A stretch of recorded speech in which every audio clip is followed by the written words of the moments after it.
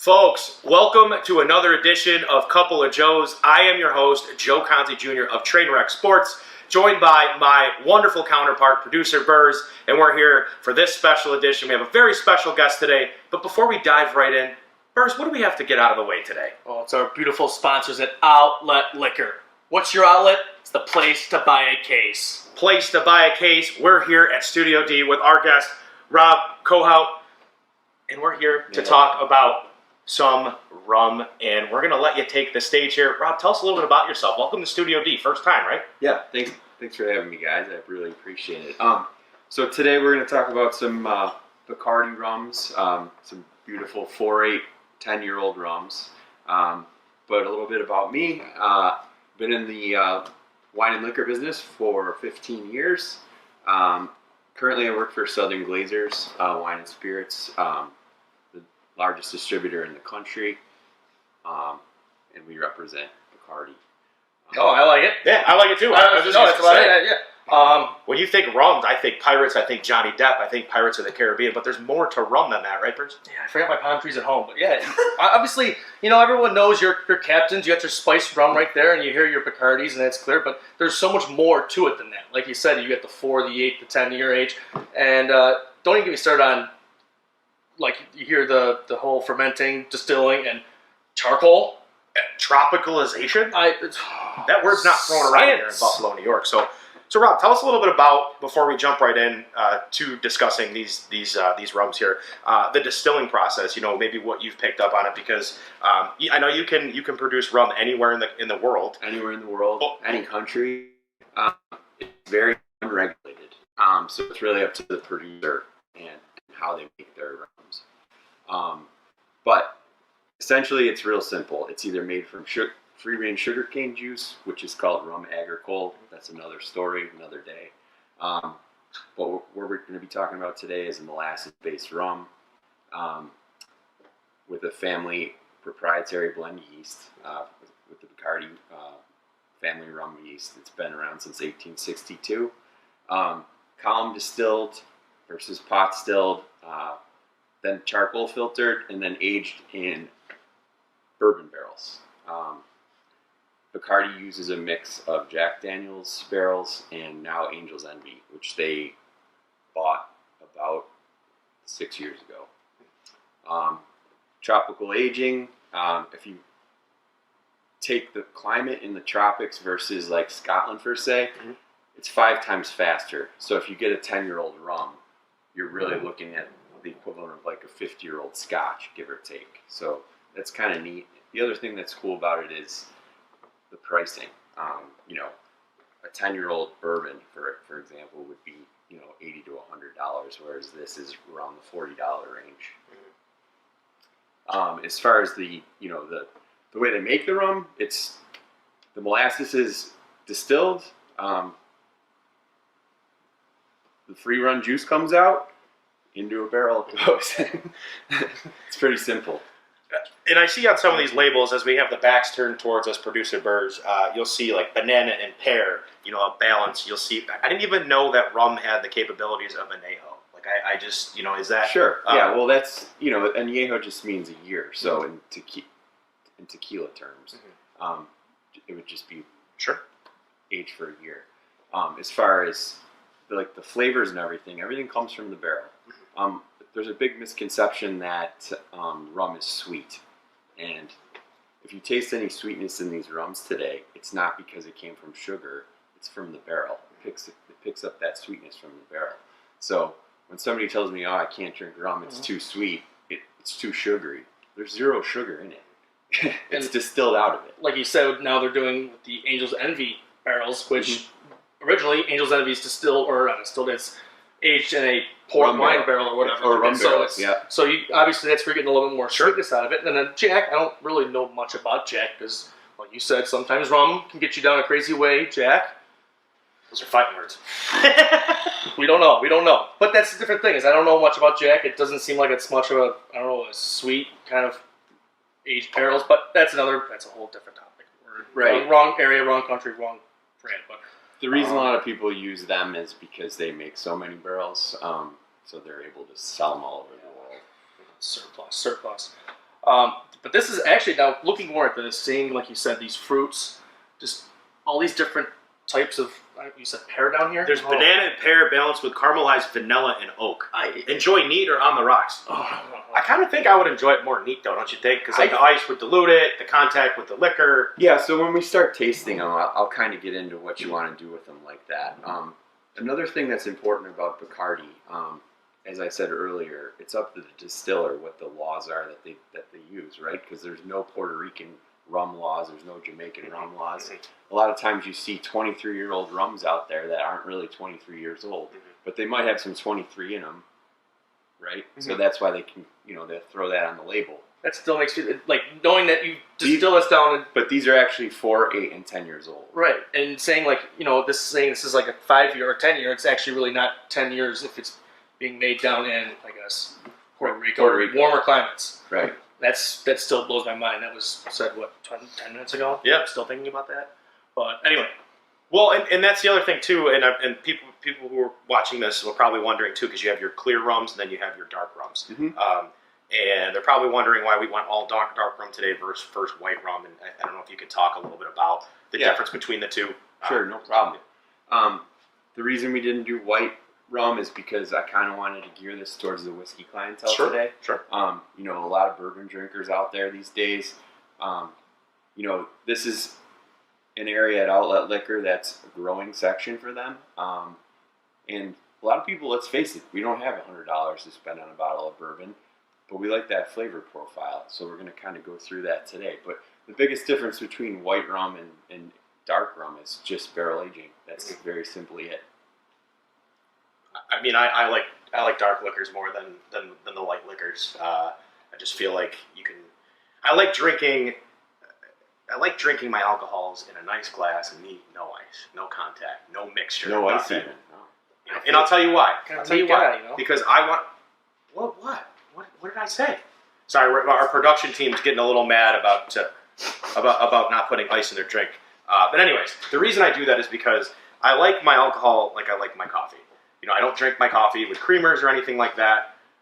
What I'm saying is I like it to hurt. I want coffee to wake me up. But when I'm done with a hard day's work, I like to have it neat.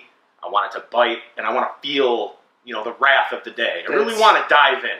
Feel that burn. It's part of the flavor profile. But yeah, like you said, I guess some things you got to throw a cube in there. Like what do you say, Nick Offerman from Ron Swanson from Parks and Rec. In the name of health, maybe throw 1 cube in there.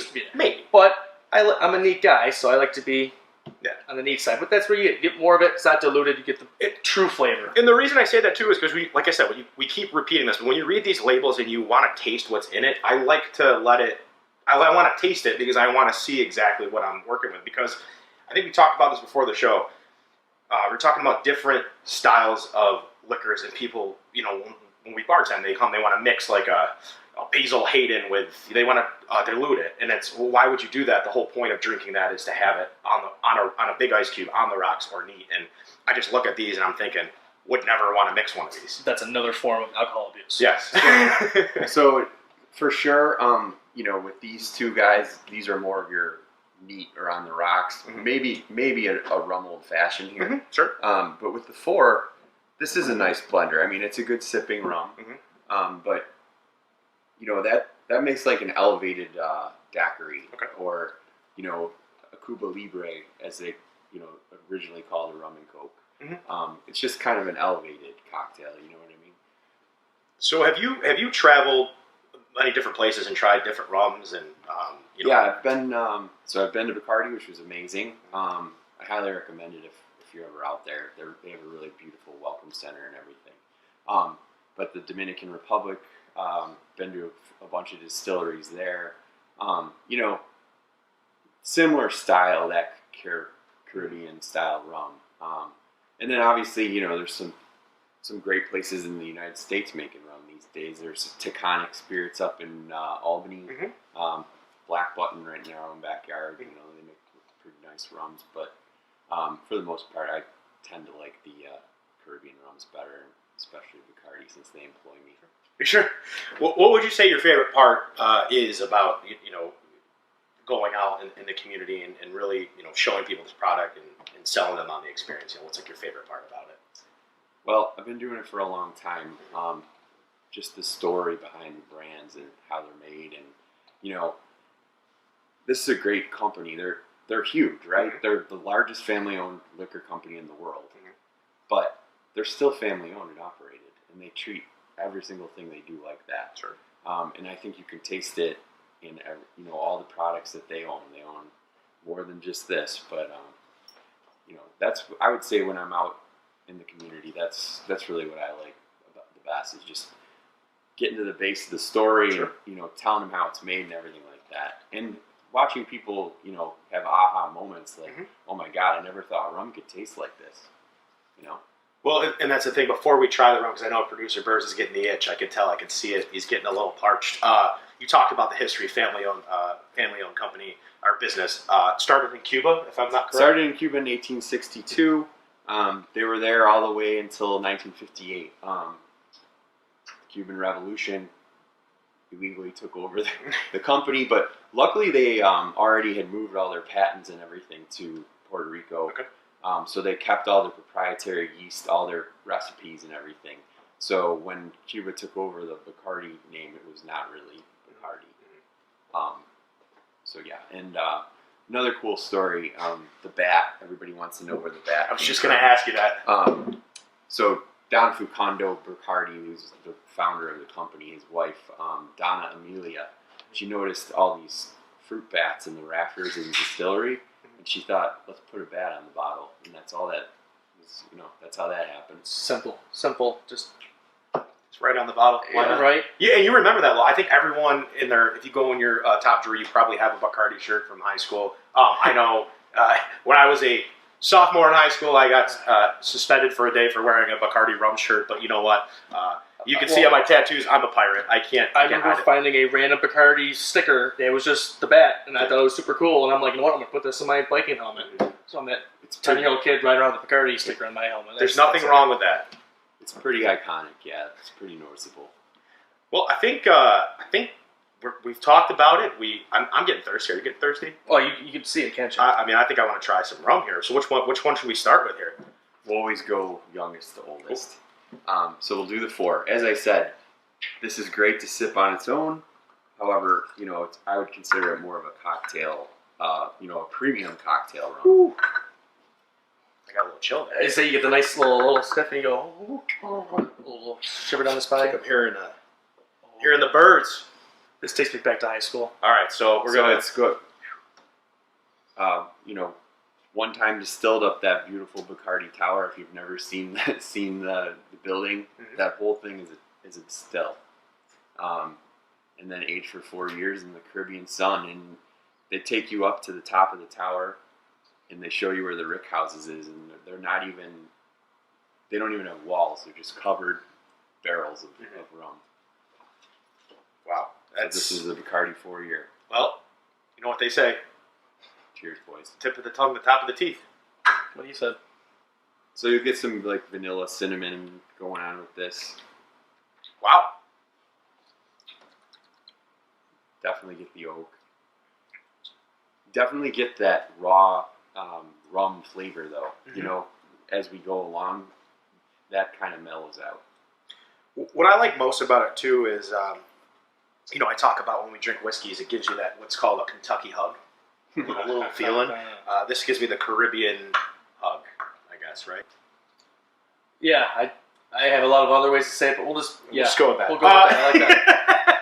No, it's really good, and as we progress through the other 2 bottles here, I know it's definitely going to get a little more. And what I noticed too is when I originally had Bacardi, I've only really had just Superior, just a typical. You walk up and have a rum and Coke, right. But it's a bit more of a drier. Yes, exactly. And that's always something that it's a different twist. That's always nice to have every now and again. But I liked it. I really did. A twist that happens more often. Yeah, and definitely want to do more. Now that I think, I definitely want to do more rum old fashions now. I feel like that's the way to go for the summer. Or daiquiris.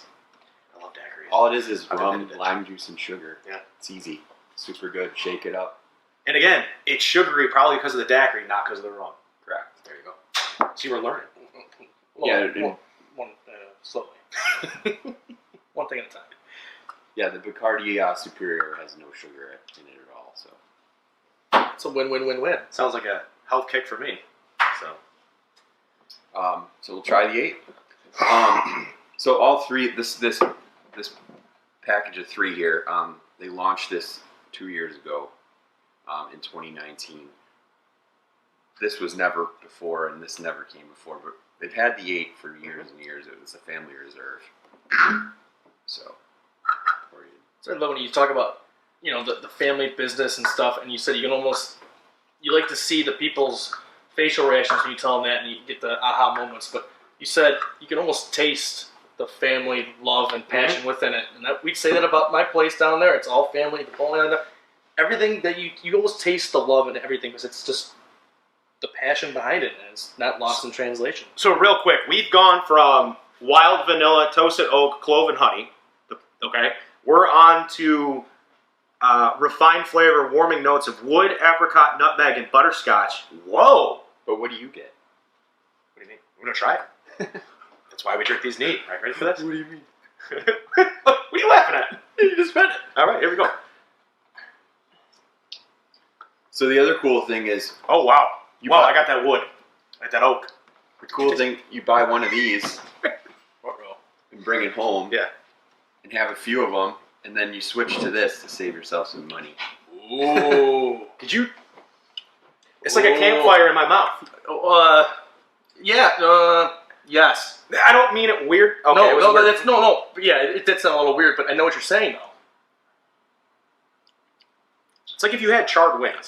Pitted wings. It's like the little charred. Yeah. The charcoal. Not say charcoal because that sounds like it's too aggressive, and it's not charcoal-y, but you get that charred. See, but this is what I'm thinking. I'm thinking if you were to do, you got your daiquiris, you got everything you use for. But I'm thinking this. I'm thinking if you did an old fashioned for your bitters, you use the chocolate bitters with this. You got more of a smoky flavor for like your old fashioned with an orange rind. Yep. See, that's what I'm thinking.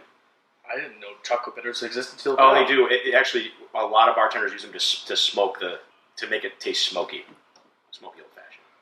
You learn something new every day. Rob, this is incredible. I think as we move, I think this will be a very good tasting one too. But I think that for me, this would be my go-to neat old fashioned.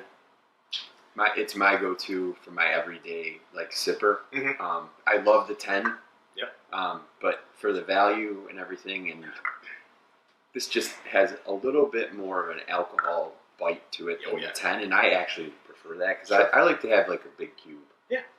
To slowly melt down there or whatever. Now, what would be, I guess, difference in pricing and value if you went to find these in stores? So, obviously I can't give them the exact price. Yeah, store, but we're not going to hold you to it. Right, about 20, about 30, and about 40. All right, so if you find anything less or more, let us know. We'll talk to Rob. But that's what we figure. Like you said, you get these $100 bottles of bourbon or whiskey, and you're just it's breaking the bank. But reasonably priced, and my God, it's delicious. Yeah, so you're going to your in-laws. Maybe you're going to someone's house that you like, and then this is your bosses. It's the way I look at it. Okay. In-laws get the, they get the affordable value, and then you got the premium, and then you got your top shelf. Sorry, I don't have any in-laws. I just would assume that's what it would be like. And that's why I'm taking the high road, folks. Sorry, Gabe. Anyways. The road less traveled. The high road, less traveled. So, but yeah, I was very blown away just right off the bat, right to that oak, right to that wood taste. So, yes. I'm excited for this last one here because we talked about banana and pear and notes of, what was that? Stone fruits? What are stone fruits? Good question. I don't know. We're going to find out. I found out a prickly pear is not actually a pear. It's not really, is it prickly? It's more of a pear. But it's where bubblegum came from. I learned that from that's another. We're focused on Bacardi. Gum on the rocks? No, a nice lady. All right, guys. I love the show. Okay, cheers. This is the 10-year. Okay, cheers to making good friends and good decisions. There it is. Right off the bat. Super smooth. Super smooth. Is that banana there? That's a banana, and I'm more curious than George right now because this was incredible. Oh, man, that is ever since the 99 bananas, I've had a really bad way above, but I don't know. They really scared Folks, me. this is probably one. I can't. Sometimes I just can't hold it together on set. I don't know what I'm doing. I really like the. And this isn't lying. This label is not lying. There is a balance of the caramelized vanilla on the back. So it was like a banana, and then I went right to the vanilla. That was the first thing that I noticed right in that first sip. Again, probably not one you're mixing with a cocktail. No. No, I wouldn't recommend it. I mean, you could make an old fashioned with that too. Sure. That one's smooth. Yeah. It's like someone gave me a silk sheet and told me to eat it and give me $5, but except it's better than that. Here comes the meme when someone puts, can someone, I wish someone looked at me the way Burrs looks at this room right now. So we're just going to go ahead. Yeah. But no, I definitely, if you come across these, you should definitely give them a shot.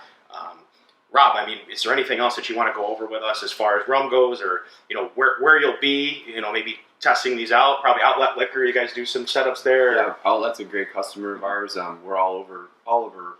Anywhere you can buy rum, you can buy these. But yep, Outlet's a great place. And I would say, if I was gonna leave anybody with anything, it's like if you're a bourbon drinker and you want to get outside the box. Give this a shot. It's not very expensive. Flavor profile wise, it's very similar. Sure. Would you agree?